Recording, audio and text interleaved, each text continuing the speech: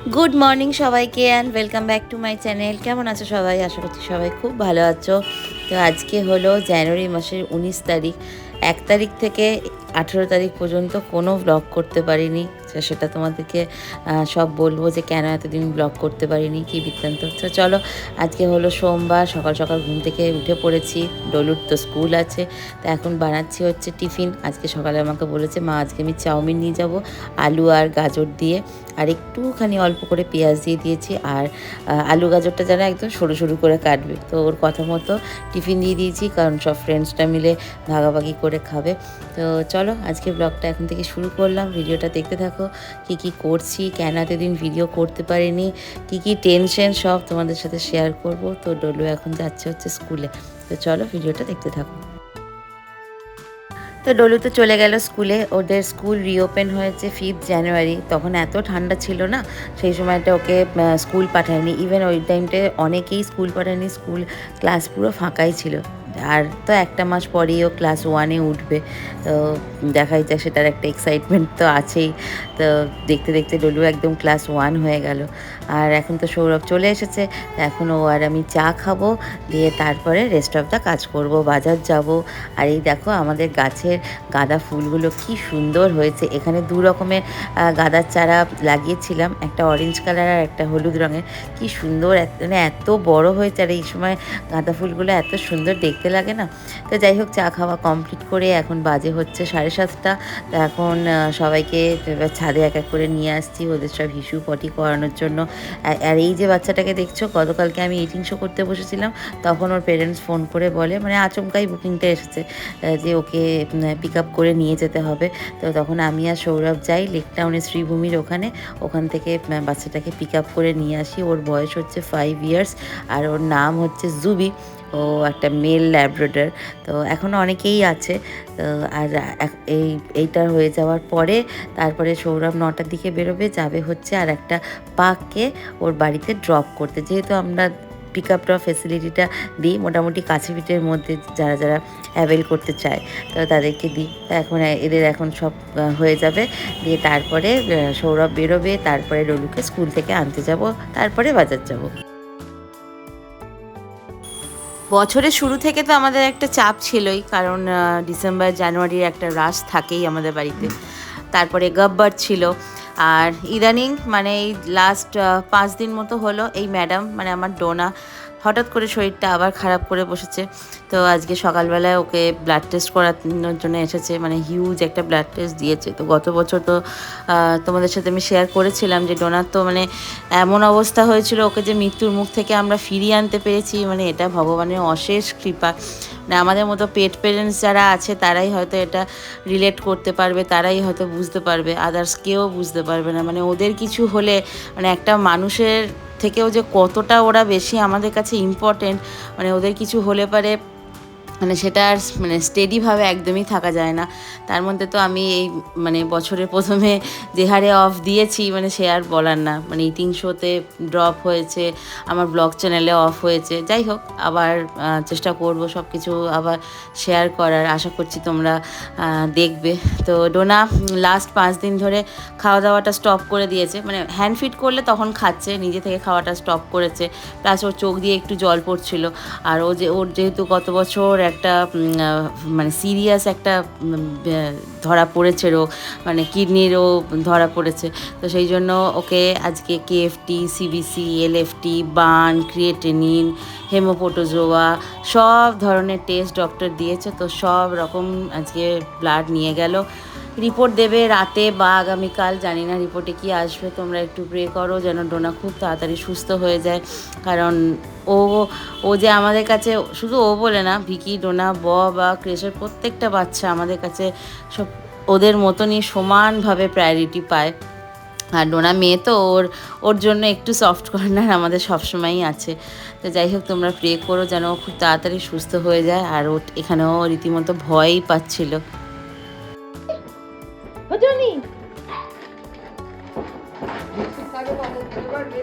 আর মাঝখানে এই ঠান্ডাটা এত পড়েছিল, তো ওদের সোয়েটারগুলো মোটামুটি একটু একটু করে সব ওই শিশিরে একটু ভিজেছে, তো এই জন্য আমার একটা টি শার্ট ওকে আমি সকালবেলা পরিয়ে দিয়েছিলাম। আর এই দেখো আজকে আপাতত এইটুকু ওর টেস্ট হলো, দেখা যাক এই টেস্টটার উপর ভিত্তি করে তারপরে ওর ইউরিন কালচার যেটা হয় সেটা হবে।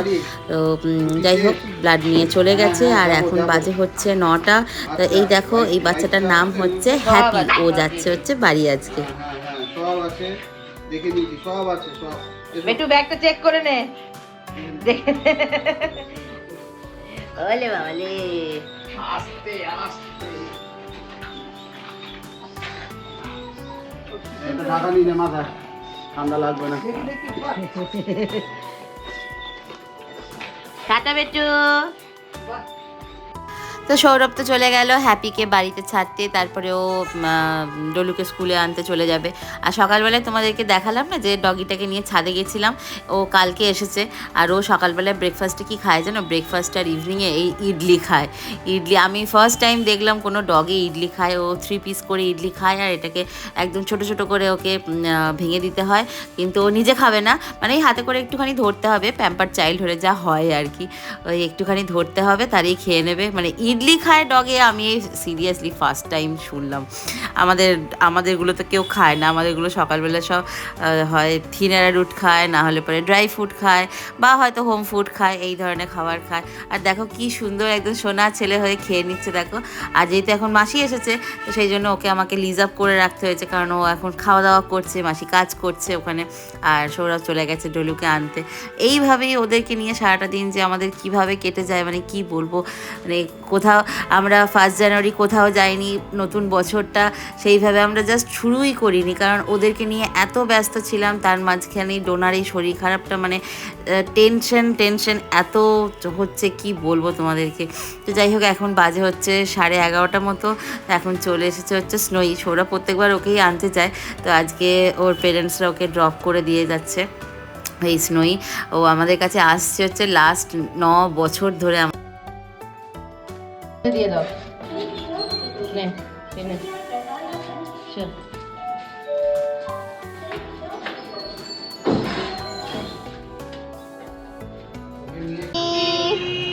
ডনি রোদ খাচ্ছ? তুমি রোদ খাচ্ছ মা? তুমি চোখ দিয়ে জল পড়ছে কেন মা গো? হ্যাঁ মা, দেখি দেখি দেখি দাঁতটা দেখি। হ্যাঁ সব ঠিক আছে মা। তুমি রোদ খাচ্ছ? রোদ খাচ্ছ? ঘুম আসছে? ওটা কে দাঁড়িয়ে রে? ওটা কে দাঁড়িয়ে? হ্যাঁ ডাক ডাক ডাক ডাক ডাক ডাক ডাক ডোনা, ওদিকে কে ডাক ডাক, দেখ ওদিকে কে দাঁড়িয়ে আছে, দেখ এটো না, দেখ দেখ দেখ ওদিকে কে দাঁড়িয়ে আছে, দেখ। ছু ছু ছু ছু ছু ছু ছু করে দাও তো, হ্যাঁ ছু করে দাও, ছু করে দাও ডনি, ছু করে দে, হ্যাঁ ছু করে দে, ছু করে দে, ছু ছু। হ্যাঁ কেউ না মা, কেউ না, আমি তো দেখছিলাম তুমি ডাকছো কিনা। আমার ছনাটো, আমার গনাটো, আমার গনাটো, আমার গনাটো লেজ নাড়ু নাড়ু করছি বাবাটা। ওরে বাবা, বসো, রোদ খাও, বারান্দায় রোদ আছে, রোদ খাও। হ্যাঁ ওটা তোমার শোয়ার জায়গা। হ্যাঁ হ্যাঁ হ্যাঁ, এসো, ভাতু খাবে না? খাবে? এসো ঘরে এসো। কি দিয়ে ভাত খাবে তুমি? হ্যাঁ নাকটা নিয়ে এরকম করলে হবে? হ্যাঁ না, খেয়ে নাও, তাড়াতাড়ি খেয়ে নাও। তুমি তো নিজে নিজেই খেয়ে নাও মা, তুমি খেয়ে নাও সোনা। হ্যাঁ এই তো খেয়ে নাও, তুমি খেয়ে নাও, তুমি তো নিজে নিজেই খেয়ে নাও বলো। হ্যাঁ দেখো বক কি করেছে, চাদরটা ছিল, নতুন চাদর পেরেছিলাম। খেয়ে নাও মা। তুমি খাবে না? তোমার ইচ্ছা নেই, খাওয়ার ইচ্ছা নেই? আজকে ওকে আমি প্রত্যেক দিনই দিই কুমড়ো সিদ্ধ, রাঙা আলু সিদ্ধ, গাজর, তারপরে পেঁপে সিদ্ধ, এই দিয়ে ভাত দিয়েছি, কারণ ও তো চিকেন খেতে পারে না, ডিমও খেতে পারে না, শুধু ডিমের সাদাটা খেতে পারে। খাও বাবা, খাবে না? খাইয়ে দিতে হবে। এমনিতে এখন ডোনা মোটামুটি ঠিক আছে, কিন্তু প্রবলেমটা কি হচ্ছে দেখতে পাচ্ছ, খাওয়াটাও রিফিউজ করছে। আর খাওয়া যখনই একটা বাচ্চা রিফিউজ করে তখনই মানে সেটা আমি মনে করি কনসার্নের কারণ হয়ে দাঁড়ায়।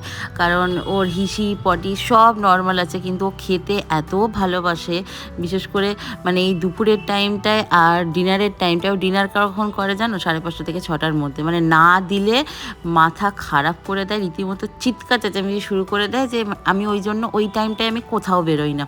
আর বেরোলেও সবসময় ওকে কিছু খাবার একটু ভারী দিয়ে যাই, আবার এসে আমি খাওয়াই।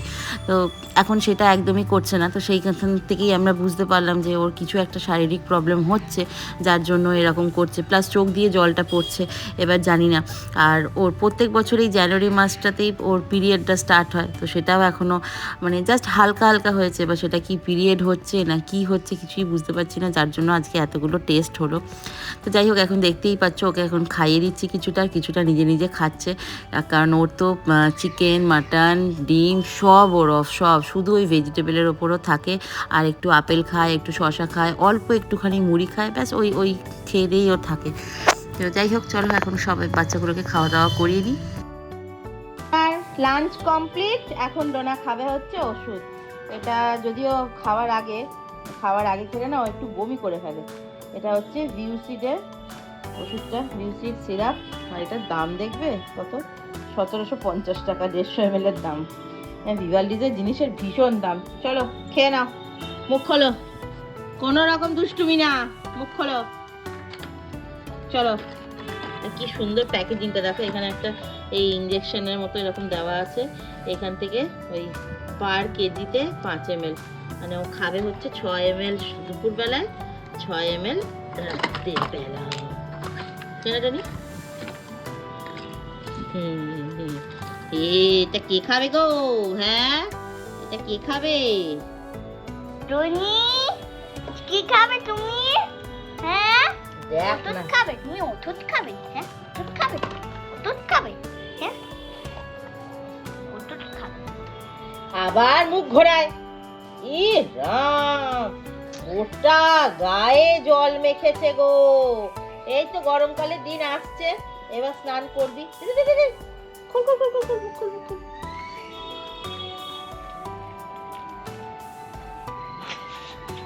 তো এটা কিছুতেই খাবে না। খাওয়া কমপ্লিট। ইস, দেখেছিস জলু, গোটা গলা ভিজিয়েছে। ওর গলার এখানটা এত বড়, পুরো গলাটাকে ভিজিয়েছে, দেখেছিস? না, এবার ঘুমিয়ে পড়ো। তুমি ওষুধ খেয়েছো? হ্যাঁ, ও গুড গার্ল তো, সব। এ খেপা, খেপা,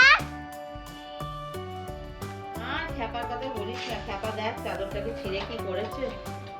দেখ দেখ, দেখো দেখো দেখো দেখো দেখো দেখো। উফ, দেখো, বাপ, দেখো। তুই না একটা জিনিস অস্তিত্ব রাখিস, তুই বল। সত্যি। তা যাই হোক বন্ধুরা, স্নান টান করে এখন আজ খেতে বসেছি। আর আজকের খাবার একদম সিম্পল লাঞ্চ মেনু। রোজই সিম্পলি খাওয়া হচ্ছে, মাঝখানে তো মানে কি বলবো, শুধু ওই ডিম সেদ্ধ, আলু সেদ্ধ, ভাত এইসবই খেয়েছিলাম। মানে যখন ইটিং শোতে এই মাসে সেইভাবে কিচ্ছু করতেই পারিনি, মানে যে হারে আমার অফ গেছে কি বলবো তোমাদেরকে।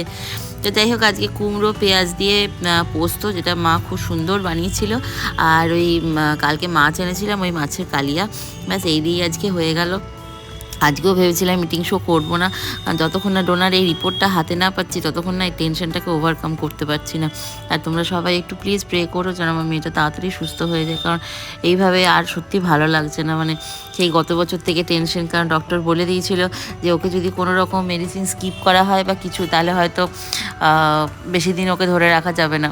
তো যাই হোক, সবটাই এখন আজকে সন্ধ্যেবেলায় এই রিপোর্টটা কী দেবে সেই বুঝে আমি তোমাদেরকে তখন কালকে জানাবো। তো চলো আজকের মতো তাহলে ভিডিওটা এখানেই শেষ করছি, আর দেখা হবে তোমাদের সাথে আবারও পরের দিন নেক্সট একটা ভিডিওতে। সবাই ভালো থেকো, সুস্থ থেকো, টাটা।